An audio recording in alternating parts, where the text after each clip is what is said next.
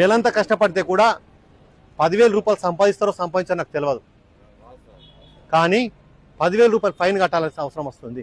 ఎందుకు అంటే ఈ 10,000 అనేది గుర్తుండన్నా తాగడం బంద్ చేస్తారన్న, తాగి బండి నడపడం బంద్ చేస్తారన్న ఆశతోని మేము ఇదంతా చేయడం అనేది జరుగుతుంది. అర్థమవుతుందా? ఇక నుంచి తాగి బండి నడుపుతారా? నడుపు. మీ ఇంకోటి తెలవాలా, తాగి బండి నడిపితే ఫస్ట్ సారి దొరికితే ఓకే, సెకండ్ సారి దొరికితే 15,000 రూపాయలు. ఇప్పుడు 10,000 కదా, 15,000 మేజిస్ట్రేట్ గారు వేస్తారు. దాంతోపాటు 2 సంవత్సరాలు జైలుకు పోవాల్సి ఉంటుంది. అర్థమైందా? సార్ మరి ఎట్లా తెలుస్తా సార్? ఇప్పుడు చెప్తున్నా దొరికినా మళ్ళీ ఫైన్ కట్టేసుకుంటున్నాం కదా సార్. కాదు, మీరు ఆధార్ కార్డు ఇస్తున్నారు కదా మాకు. ఆధార్ కార్డు ఇస్తుంటే ఏమవుతుంది?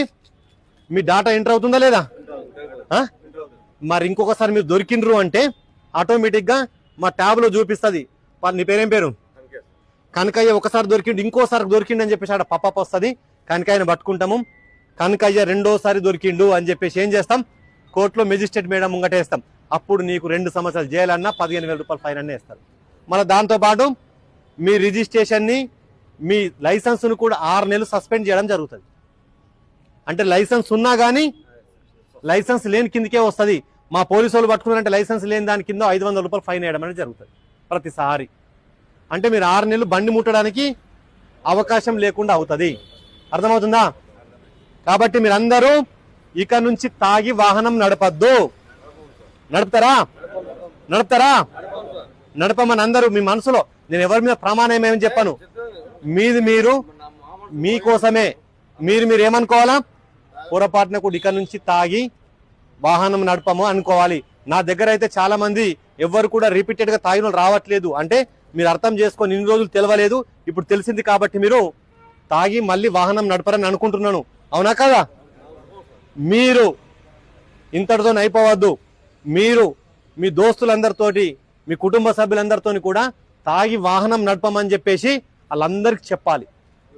ఇప్పుడు కూడా మేము ఏం చేస్తున్నాము, first drunk and drive conduct చేసి దాన్ని మీకు ఎంతో కొంత ఎమ్మెల్యే అనేది రావడం జరుగుతుంది తాగి నడపడం వల్ల.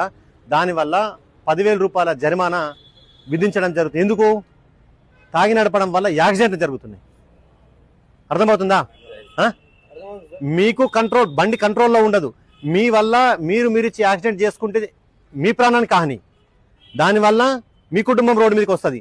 అదే మీరు తాగి కాన్షియస్ లేక కంట్రోల్ లేకుండా వేరే వాళ్ళకు గుద్దితే వాళ్ళ కుటుంబాలు కూడా చిందరవందమయ్యే పరిస్థితులు ఉన్నాయి.